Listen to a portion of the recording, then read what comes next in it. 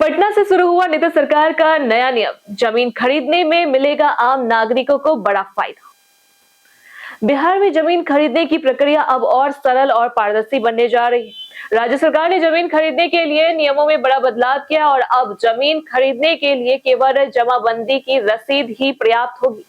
राजस्व एवं भूमि सुधार विभाग ने नई गाइडलाइन जारी की है, जिससे जमीन खरीदने से पहले लगने वाले कई कागजातों की आवश्यकता समाप्त हो जाएगी और आम लोगों को विभागीय दफ्तरों में बार बार चक्कर लगाने की जरूरत नहीं पड़ेगी।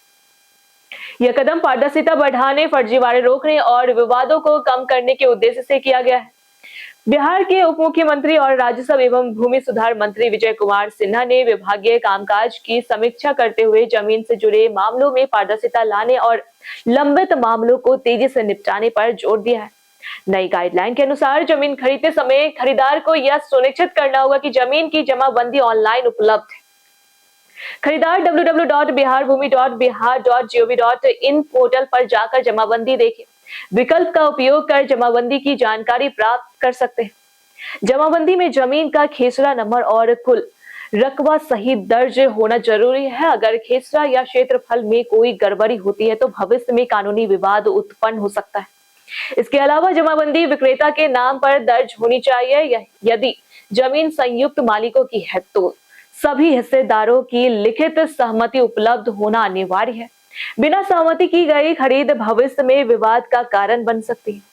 पटना जिले में इस डिजिटल सुधार अभियान को और प्रभावी बनाने के लिए विभाग ने तकनीकी सुधार लागू किए। इसमें डिजिटलाइज्ड जमाबंदी में त्रुटि सुधार, छूटी हुई जमाबंदी और ऑनलाइन लाना और बंटवारा व नामांतरण से जुड़े आवेदनों को सीधे विभागीय पोर्टल पर अपलोड करना शामिल है।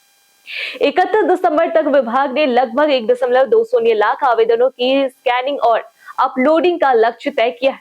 सभी अंचल अधिकारियों को निर्देश दिया गया है कि उपलब्ध संसाधनों का उपयोग कर निर्धारित समय सीमा के काम पूरा करें।